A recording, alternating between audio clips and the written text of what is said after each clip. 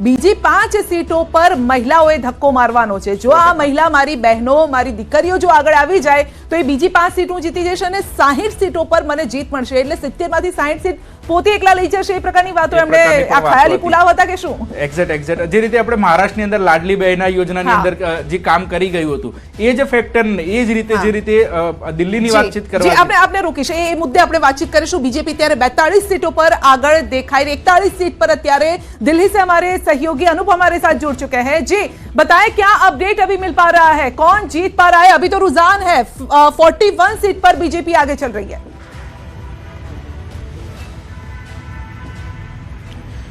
देखिए आपको बता दूं कि जो अभी रुझान है बहुत अर्ली कहा जा सकता है क्योंकि अभी ईवीएम से जो है वोटिंग की काउंटिंग शुरू हुई है।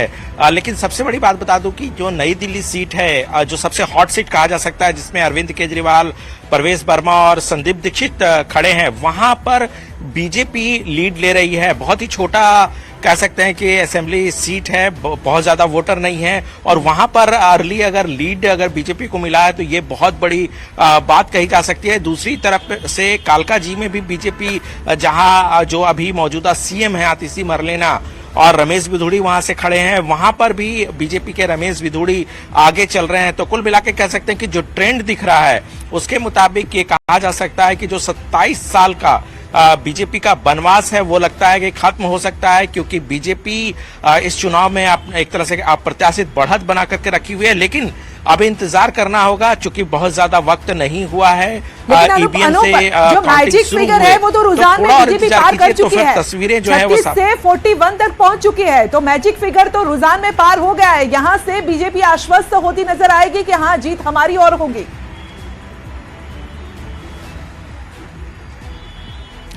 देखिए बीजेपी पूरी तरह से इंतजार करेगी क्योंकि देखिए बीजेपी को पता है कि ये अभी अर्ली ट्रेंड है, बहुत ज्यादा राउंड की गिनती जो है वो अभी पूरा नहीं हुआ है। ऐसे में इंतजार करेगी और थोड़ा ही जैसे ही वो बीजेपी को लगेगा कि अब जो रुझान है और जो परिणाम आने वाला है उसमें बहुत ज्यादा अंतर नहीं होने को है, तब आप देखना कि एक सेलिब्रेशन जो है बीजेपी मुख्यालय में बीजेपी दफ्तर में शुरू हो जाएगा। लेकिन फिलहाल जो है बीजेपी अभी पूरी तरह से चुप है। जो बीजेपी के बड़े नेता हैं वो पूरी स्थिति पर नजर बनाए हुए हैं और वो देख रहे हैं कि किस तरीके से ट्रेंड आगे पीछे होता है। लेकिन आपसे ये भी जानना चाहेंगे जिस तरीके से पिछले 2 चुनाव को हमने देखा, क्रूशियल फाइट आपको नजर आएगी। यहाँ पर कौन कौन सी ऐसी सीटें हैं जहां पर चिंता बीजेपी की भी बड़ी रहेगी और आम आदमी पार्टी की भी?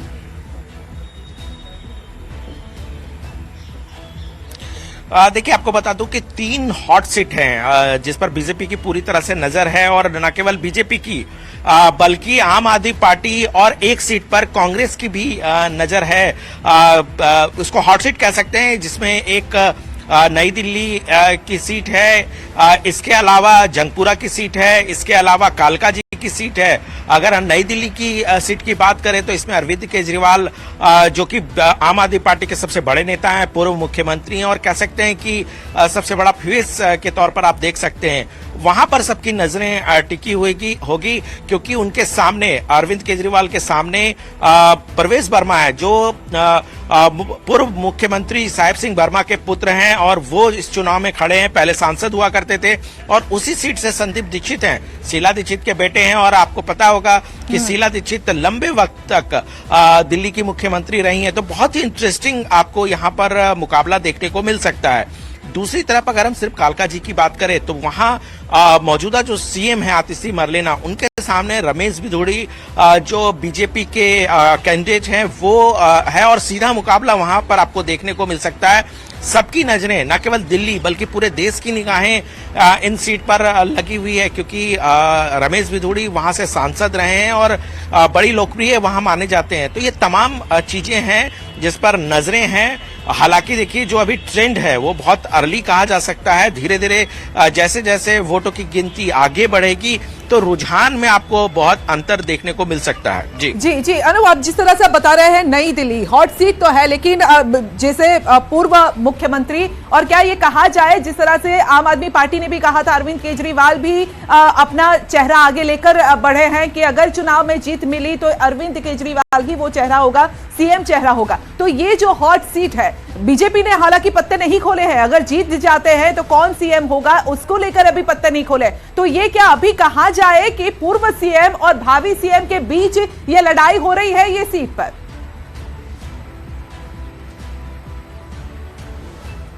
देखिए, बिल्कुल ये नहीं कहा जा सकता है, क्योंकि देखिए बीजेपी जो पार्टी है वो बहुत ही डिफरेंट पार्टी के तौर पर जानी जाती है, और इसका परिचय आप चाहे वो मध्य प्रदेश हो, राजस्थान हो, इन सब जगहों पे आपने देखा होगा। पार्टी पहले से डिसाइड नहीं करती है। कई विधानसभा चुनाव में जब बीजेपी जीत जाती है तो विधायक दल की बैठक होती है और एक बहुत ही प्रॉपर कंसल्टेशन होता है, और वहां पर कई क्राइटेरिया पे ध्यान में रखा जाता है, और उसके बाद जो है इस पर फैसला लिया जाता है कि बीजेपी किसे मुख्यमंत्री बनाने जा रही है। तो ऐसे में ये कहना अभी बहुत जल्दबाजी होगी कि परवेश वर्मा जो हैं वो मुख्यमंत्री पद के दावेदार हो सकते हैं। जहां तक अरविंद केजरीवाल की बात है, तो अरविंद केजरीवाल अनडाउटेडली आम आदमी पार्टी के सबसे बड़े नेता हैं। आम आदमी पार्टी को खड़ा अरविंद केजरीवाल ने किया है, भले ही वो अभी मुख्यमंत्री नहीं है, क्योंकि कुछ केसेस में उनके नाम आ गए थे, जेल भी उन्हें जाना पड़ा था। तो ऐसे में उन्हें मजबूरन बस मुख्यमंत्री पद से इस्तीफा देना पड़ा था। तो जाहिर सी बात है कि चेहरा तो वही है, मुख्यमंत्री कौन बनेगा ये आम आदमी पार्टी भले ही हर जगह चुनाव में कह रहे थे कि आप आम आदमी पार्टी को चुनाव जितवाएं, अरविंद केजरीवाल मुख्यमंत्री बनेंगे, लेकिन देखिए वाकई बहुत ही दिलचस्प मुकाबला आपको देखने को मिल सकता है। लेकिन बीजेपी के बारे में ये लगातार एक बातें कही जा रही थी कि एक तरफ जहां आम आदमी पार्टी के सामने अरविंद केजरीवाल का चेहरा है, मुख्यमंत्री पद के उम्मीदवार हैं, एक बड़ा फेस है, उसके सामने बीजेपी का कौन सा चेहरा है, बीजेपी किसे मुख्यमंत्री बनाने जा रही है, एक बहुत बड़ा सवाल हुआ करता था। लेकिन इस बार के चुनाव में आपको ऐसा देखने को नहीं मिला, क्योंकि बीजेपी चेहरे पर वाद विवाद के बजाय मुद्दों पर उन्होंने ज्यादा फोकस किया कि बीजेपी क्या करने वाली है और आम आदमी पार्टी ने दिल्ली का कितना बेड़ा गर्क किया है। तो इन मुद्दों पर ज्यादा फोकस बीजेपी ने नया पूरा नैरेटिव मुख्यमंत्री के चेहरे से हटा करके उन्होंने मुद्दों पर बनाया, जिसका कहीं ना कहीं आप लगता है कि बीजेपी को फायदा इस चुनाव में होने जा रहा है। जी अनूप, तो कौन से ऐसे मुद्दे, क्योंकि यमुना का पानी सबसे बड़ा मुद्दा इस बार ये भी रहा है, इस मुद्दे को जनता ने किस तरह से देखा?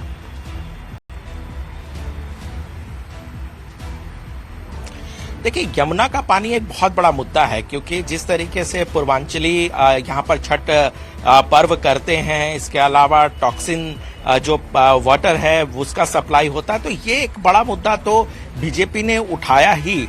और सबसे बड़ा मुद्दा कि किस तरीके से करप्शन में आम आदमी पार्टी के नेता लिप्त हैं, क्योंकि देखिए एक के बाद एक जिस तरीके से एक आम आदमी पार्टी के बड़े नेताओं को जेल जाना पड़ा, इसको बीजेपी ने सबसे बड़ा मुद्दा बनाया। इसके अलावा पिछले दिनों जिस तरीके से शराब घोटाला सामने आया था, शराब घोटाला को लेकर के कहीं ना कहीं बीजेपी ने साफ किया कि यहाँ के यंग जनरेशन को किस तरह से खराब करने की कोशिश जो है वो आम आदमी पार्टी ने की। जिस तरीके से शराब बांटे गए, जिस तरीके से एक पर एक फ्री किया गया, तो ये एक नैरेटिव जो है लोगों के सामने क्लिक किया। दूसरी बात बता दूं कि जो आम आदमी पार्टी जो सबसे बड़ा मुद्दा लेकर के जनता के सामने जाती थी कि फ्री बिजली, फ्री पानी, महिलाओं के लिए कई चीजें फ्री, तो कहीं ना कहीं बीजेपी ने भी कहा कि अगर वो सरकार में आती हैं तो मैं महिलाओं को इतना दूंगा, बुजुर्ग पुरुषों को इतना दूंगा, यानी कि जो लगातार लोगों को एक अट्रैक्ट करने की चीजें जो है वो बीजेपी भी सामने लेकर के आई थी। तमाम चीजें हैं स्टेटमेंट आ रहा है जो बीजेपी और आम आदमी पार्टी। जी अनूप, आपको रोकूंगी।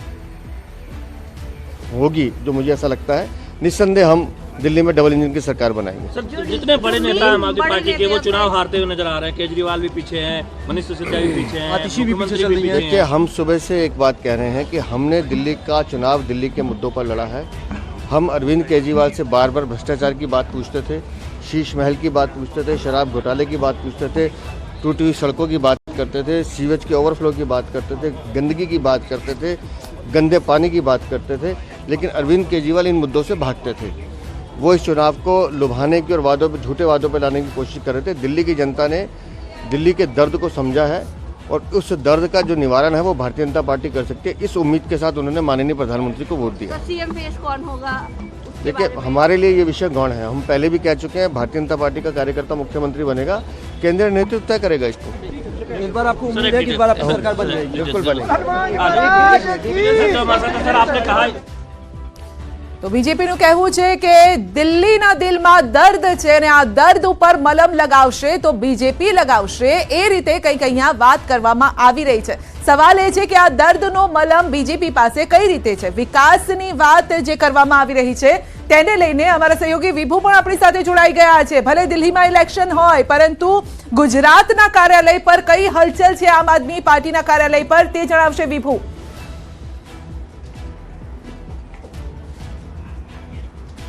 જી સંધ્યા, અત્યારે દિલ્હીમાં જે રીતે રુઝાન આવી રહ્યા છે અને તેમાં બીજેપી આગળ છે, જ્યારે આમ આદમી પાર્ટી છે તે પાછળ ચાલી રહી છે, ત્યારે આપને ગુજરાત પ્રદેશ કાર્યાલય છે આમ આદમી પાર્ટીનું તેનું આપના દ્રશ્યો બતાવવા માંગીશ કે અત્યારે અમે જે કાર્યાલય ઉપર છીએ અને કાર્યાલય ઉપર સન્નાટો જોવા મળી રહ્યો છે. કોઈ પણ રાજ્યમાં જ્યારે ઇલેક્શન હોય તેના પરિણામ આવતા હોય છે ત્યારે દરેક રાજ્યની જે પાર્ટી ઓફિસો હોય છે ત્યાં માહોલ બનેલો જોવા મળતો હોય છે કે જે રુઝાનમાં આગળ ચાલતા હોય છે ત્યાં જશ્નનો માહોલ જોવા મળતો હોય છે, પરંતુ બીજી તરફ જે પાર્ટી પાછળ ચાલતી હોય છે ત્યાં સન્નાટો પણ જોવા મળી રહ્યો છે. અત્યારે હજુ સુધી આમ આદમી પાર્ટીના કોઈ પણ નેતાઓ છે તે કાર્યાલય ઉપર છે જોવા નથી મળી રહ્યા, કાર્યકર્તાઓ પણ નથી જોવા મળી રહ્યા, કારણ કે જે રીતે એક્ઝિટ પોલ આવ્યો હતો, એક્ઝિટ પોલમાં પણ કહી રહ્યા હતા કે દિલ્હીમાં જે ભારતીય જનતા પાર્ટીની સરકાર છે તે બની રહી છે અને ત્યારથીના જ અંદાજો છે તે આમ આદમી પાર્ટીની પણ આવી ગયો હશે અને તેના કારણે જ અત્યારે નેતાઓમાં છે નિરાશા જોવા મળી રહી છે. પરંતુ સંધ્યા, જોવા મળી રહ્યું છે કે 2013થી દિલ્હીમાં છે આમ આદમી પાર્ટીનો છે દબદબો રહ્યો હતો, પરંતુ 2025ના જે ઇલેક્શનમાં અત્યારે રુઝાન જે આવી રહ્યા છે અને તેમાં નિરાશાજનક પરિણામો જોવા મળી રહ્યા છે. ખાસ કરીને 2020માં 62 સીટો મેળવી હતી આમ આદમી પાર્ટીએ, પરંતુ અત્યારે 2025ની જે ઇલેક્શન થયું છે તેમાં 21 સીટોમાં જ અત્યારે રુઝાન છે તે આવી રહ્યા છે અને એમાં બતાવી રહ્યું છે કે આમ આદમી પાર્ટી છે તે આગળ ચાલી રહી છે. પરંતુ કહી શકાય કે જે ભ્રષ્ટાચાર મુક્ત કરવાની વાત હતી ત્યારે જ જે આમ આદમી પાર્ટીના સંયોજકો સહિત જે ઉચ્ચ નેતાઓ હતા કે તેના ઉપર જ ગંભીર આરોપો લાગ્યા હતા. કથિત દારૂ નીતિ કૌભાંડ ઉપર તેમને આરોપો લાગ્યા હતા અને ટોચના નેતાઓએ જી વિભુ, આપણે રોકવા ઈચ્છીશ આમ આદમી પાર્ટીના નેતા રાજુભાઈ આપણી સાથે જોડાયા છે ને રાજુભાઈ, ન્યૂઝ 18 ગુજરાતીમાં આપનું સ્વાગત છે. અત્યારે જોવા મળી રહ્યું છે આમ આદમી પાર્ટી 22 બેઠક પર આગળ ચાલી રહી છે, પરંતુ આમ આદમી પાર્ટીના મુખ્ય ચહેરાઓ પાછળ ચાલી રહ્યા છે.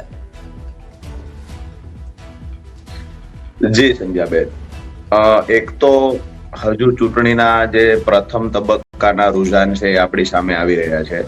હજી ખરેખર દિલ્હીના લોકોએ જે મતદાન કર્યું છે અને તમામ બેઠકો પર હજુ ફાઇનલ રિઝલ્ટ આવવાનું બાકી છે, પરંતુ જે કાંઈ રિઝલ્ટ આવશે એ સ્વાભાવિક છે કે અમને સર માથા પર હોય. મહત્વની વાત, દિલ્હીના લોકો, દિલ્હીની ચૂંટણી, આમ આદમી પાર્ટી અને ફરી વખત ખરેખર કેજરીવાલજી આવશે કે કેમ, આ સવાલોની વચ્ચે મહત્વની વાત એ છે કે આખી ચૂંટણી જે આપણે જોઈએ કે કેજરીવાલજીને એક ખોટા કેસની અંદર જેલમાં પૂરવામાં આવ્યા, આમ આદમી પાર્ટીના કાર્યકર્તાઓ, નેતાઓને કરોડો રૂપિયાની ઓફર આપીને તોડવામાં આવ્યા, છેલ્લે લાસ્ટમાં તમામ ષડયંત્રો પાર પાડવામાં સફળ ન થયેલી ભારતીય જનતા પાર્ટીએ છેલ્લે હજ માટે થઈ અને અહીંયાથી કુંભમાં જવા માટે હિન્દુઓ માટે બસો ભરી દેવામાં આવી, અહીંયા રાજસ્થાન મોકલવા માટે થઈ અને મુસ્લિમોની બસો ભરી દેવામાં આવી. તમામ પ્રકારના કાવતરાઓ ભાજપ દ્વારા કરવામાં આવ્યા. ખુલ્લે આમ પૈસાની વહેંચણી કરવામાં આવી, ખુલ્લે આમ સાડીઓના વિડીયો પણ વાયરલ થયા જે ખુલ્લે આમ લોકતંત્રની હત્યા કરી અને પૈસાની લાલચો આપી અને સત્તા માટે થઈને, સત્તામાં બેસવા માટે થઈ અને તમામ હદો ભારતીય જનતા પાર્ટીએ પાર કરી દીધી. આની વચ્ચે પણ આમ આદમી પાર્ટીના સનિષ્ઠ કાર્યકર્તાઓ અને કેજરીવાલજીની હિંમત આ તમામ લડાઈઓની વચ્ચે સતત સંઘર્ષ કરતા રહ્યા. પરિણામ જે કાંઈ આવશે તે પણ ખરેખર લોકશાહીની ઢબે જો કોઈ ચૂંટણી લડ્યું હોય તો આમ આદમી પાર્ટી લડી છે. તમામ આફતોની વચ્ચે જો કોઈ ઈમાનદારીથી જનતાની વચ્ચે રહી અને ચૂંટણી લડ્યા હોય તો આમ આદમી પાર્ટી લડી છે. આજે કાંઈ પણ પરિણામ આવશે પણ અમારી હિંમત ક્યારે ભારતીય જનતા પાર્ટી આમ આદમી પાર્ટીના કાર્યકર્તાની હિંમત તોડવામાં સફળ નહીં થાય. નહીં, બીજેપી આરોપ લગાવી રહી છે, ભ્રષ્ટાચારના આરોપ, ભ્રષ્ટાચારમાં લિપ્ત છે આમ આદમી પાર્ટી, જેનો જે પૂર્વ સીએમ છે એનો ચહેરો એમાં લિપ્ત હોય તો પછી જનતા પર શું અસર થશે? આ પ્રકારના આરોપ બીજેપી લગાવી ચૂકી છે. યમુનાનો મુદ્દો, એ પાણીના જે આરોપ લગાવ્યા હતા કે યમુનામાં ઝેર છે, પાણી પીને બીજેપીએ બતાવ્યું અને તેઓએ જનતા સમક્ષ સાબિત કરવાનો પ્રયત્ન કર્યો કે આ ઝેર નથી પરંતુ ખોટા આરોપ આમ આદમી પાર્ટી લગાવી રહી છે. એટલે જ્યાં જ્યાં તમે એક એક સ્ટેપ આગળ વધ્યા એનો કડકાઈથી બીજેપીએ જવાબ આપ્યો. હવે એના જનતા પર શું અસર થઈ હશે એ તો હવે આજે ખ્યાલ આવશે ને રાજુભાઈ? જે આપણે ભ્રષ્ટાચારની વાત કરીએ તો અરવિંદ કેજરીવાલજી પર જે આરોપો લગાવવામાં આવ્યા છે, જેના કોઈ પુરાવાઓ ન હોવાના કારણે કોર્ટે એમને જમાનત આપી છે. પણ ભ્રષ્ટાચારની વાત કરીએ તો આપણે ભૂતકાળમાં જોયું છે, રાત્રે કેસ ચાલી જાય, 70,000 કરોડનો જેના પર આરોપ લાગેલો હોય, સવારમાં નાયબ મુખ્યમંત્રી બની જાય છે ભારતીય જનતા પાર્ટીમાં. અવારનવાર આમ આદમી પાર્ટીએ લિસ્ટ યાદી જાહેર કરેલી છે. ભાજપમાં સાંસદો છે, હજારો કરોડના કૌભાંડીઓ, મુખ્યમંત્રીઓ પણ છે, ત્યાંના વિધાનસભામાં ચૂંટાયેલા ધારાસભ્યો પણ છે, મંત્રીઓ પણ છે. ભાજપે જ જેને ભ્રષ્ટાચારી કહ્યા હોય એવા અજીત પવાર જેવા ઘણા બધા લોકો આજે ભારતીય જનતા પાર્ટીમાં સારા એવા પદ પર બેઠા છે. એટલે ભારતીય જનતા પાર્ટીએ ક્યારેય પણ ભ્રષ્ટાચારની કે કૌભાંડની વાતો ન કરવી જોઈએ. એના માટે બિલકુલ સારી ન લાગે. બીજી વાત રહી યમુના પાણીની વાત રહી તો વારંવાર યમુનાનું પાણી રોકવાના પ્રયત્નો ભારતીય જનતા પાર્ટી દ્વારા હરિયાણા સરકાર દ્વારા કરવામાં આવ્યા છે. આપણે બધાએ જોયું છે. વારંવાર ત્યાં પુરાવાઓ સાથે પાણીમાં ઝેર છે, મતલબ પાણી પોઈઝન વાળું છે એવું નથી, પણ એ પાણીની અંદર કેમિકલ યુક્ત પાણી ભેળવવામાં આવે છે, ગંદકી વાળું પાણી ભેળવવામાં આવે છે. આ વાત માત્ર અરવિંદ કેજરીવાલજીની અને આમ આદમી પાર્ટીની હતી અને એના પુરાવાઓ પણ આપેલા છે કે ખરેખર કેમિકલ યુક્ત પાણી આની અંદર ભળી જાય છે. આ વાત હતી અને વાત રહી આમ આદમી પાર્ટી. આપને રોકીશું રાજુભાઈ, આપને રોકીએ. Vijayanagar. This shows you that the people wanted change, they want good governance, and they want Prime Minister Modi to lead in the capital as he is leading in the whole country. Rajubhai, આ વખતે બીજો એક મુદ્દો એ પણ સતત બીજેપીનો પ્રચાર એ રીતે રહ્યો કે ડબલ એન્જિનની સરકાર, જો તમે બીજેપીને ચૂંટીને લાવો છો તો ડબલ એન્જિનની સરકાર काम करशे. આ સવાલનો જવાબ લઈશ, રોકેશ આપને અત્યારે. दिया लेकिन डिलीवरी जीरो. इस वजह से आप देख रहे हैं कि आतिशी मारलेना हार रही है कालकाजी में और वहां बिडूरी जीत रहे हैं. अरविंद केजरीवाल खुद हार रहे हैं और परवेश वर्मा जीत रहे हैं. आप मारवाजी की देखें तो वो जीत रहे हैं और मनीष सिसोदिया हार रहे हैं जंगपुरा में.